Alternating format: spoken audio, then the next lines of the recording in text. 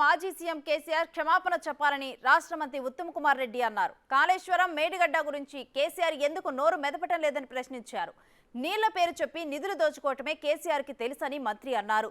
నిధులు దోచుకోవటం కేసీఆర్కి తెలిసినట్లు మాకు తెలియదని మంత్రి ఉత్తమ్ ఆరోపించారు. నిజంగా హాస్యాస్పదం. కాళేశ్వరం ప్రాజెక్ట్ కట్టి 94,000 కోట్లు ఖర్చు పెట్టి కూలిపోయిన బ్యారేజీలను కట్టి నాసిరకం ప్రాజెక్టులు కట్టి ప్రజాధనం దుర్వినియోగం చేసి ఇక వాళ్ళు కూడా మా మీద విమర్శలు చేయడం అంటే ఇంతకంటే దారుణమైన విషయం మరొకటి లేదని చెప్పి మనం చేస్తాం. తెలంగాణ ప్రజలకి కేసీఆర్ బహిరంగ క్షమాపణ చెప్పాలి. ఇరిగేషన్ ప్రాజెక్టుల పేరు మీద దోచుకుంది కేసీఆర్. కృష్ణా నదీ జలాలు ఆంధ్రాకి దోచుకునే విధంగా వైఖరి అవలంబించిన కేసీఆర్ మాట్లాడడం ఇది సరైన విషయం కాదు. అసలు నువ్వు కృష్ణా జలాలు ముందు కాళేశ్వరం మీద మాట్లాడు. మేడిగడ్డ బ్యారేజ్ మీద ఎందుకు నోరు మెదపలేదు కేసీఆర్ ఇప్పటివరకు? అటు డిప్యూటీ సీఎం ఇక మల్లు బట్టి విక్రమార్క కూడా కేసీఆర్ పై మండిపడ్డారు. ఓసారి చూద్దాం.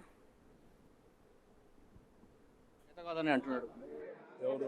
కేసీఆర్ 10 ఏళ్ళ నుంచి కేఆర్ఎంబీ మేము ఇవ్వలేదు, కానీ మీరు 2 నెలల్లోనే మేము ఇచ్చారు, కేఆర్ఎంబీకి ఇచ్చేసారు ప్రాజెక్టులు అంటున్నాడు సార్. పరిపాలన మాకు చేత అవుతుంది కాబట్టి మేము నీళ్లు పారిచ్చే ప్రాజెక్టులు కట్టాము. పరిపాలన నీకు చేత కాలేదు కాబట్టి కుంగిపోయే ప్రాజెక్టులు నువ్వు కట్టావు. 1,00,000 కోట్ల దాకా అప్పులు తీసుకొచ్చి దాని మీద కడితే కాళేశ్వరం ఏమైందో అందరూ చూస్తూనే ఉన్నారు.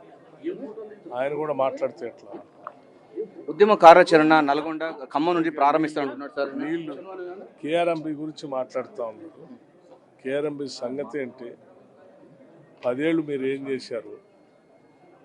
అసలు మీ వల్ల ఏం జరిగింది? దాన్ని రక్షించడానికి మేము ఎంత కష్టపడుతున్నామో స్పష్టంగా అన్ని విషయాలు మాట్లాడతాము. ఏం కంగారు పడాల్సిన అవసరం లేదు. ఏదో నోటుకు వచ్చినట్టు అబద్ధాలు మాట్లాడి కేఆర్ఎంబీని వాళ్ళు చెప్పారు ఏదో చెప్పారు అంటే అబద్ధాలు పదే చెప్తే ఇంకా జనం నమ్ముతారు అనుకుంటే పొరపాటు. అంటే కాళేశ్వరం మేడిగడ్డ మాట్లాడకుండా కేఆర్ఎంబీ గురించి సార్ కాళేశ్వరం మేడిగడ్డ మాట్లాడకుండా కేఆర్ఎంబీ మాట్లాడడం ఆంతర్యం ఏంటిది అనుకుంటున్నారు మీరు? కేఆర్ఎంబీ కూడా గురించి వాస్తవాలు మాట్లాడితే బెటర్. కేఆర్ఎంబీ గురించి అన్ని తప్పుడు ప్రచారం చేసుకుంటూ జనాన్ని అపోహలు సృష్టించే కార్యక్రమాలు చేసే పనిలో ఉన్నారు. వాస్తవాలు మాట్లాడుకుందాం. అక్కడగా కొద్ది రోజుల్లోనే బడ్జెట్ సమావేశాలు కూడా జరుగుతున్నాయి. వాస్తవాలను స్పష్టంగా సభ ద్వారా ప్రజలకన్నీ లెక్కలతో సహా చెప్తాము. ఎవరు ఏం చేశారో కేఆర్ఎంబీ గురించి ఎవరి వల్ల ఎంత నష్టం జరిగిందో స్పష్టత ఇస్తాం. కృష్ణా రివర్ మేనేజ్మెంట్ బోర్డులో జరిగినటువంటి విషయాలు కానీ మిగతా నీటి సంఘ విషయాలు పూర్తిగా అసెంబ్లీలో తేల్స్తామని కూడా డిప్యూటీ సీఎం మల్లు బట్టి స్పష్టం చేస్తున్నారు. శంకర్తో కలిసి సాదిక్, బిగ్ టీవీ, గాంధీ భవన్.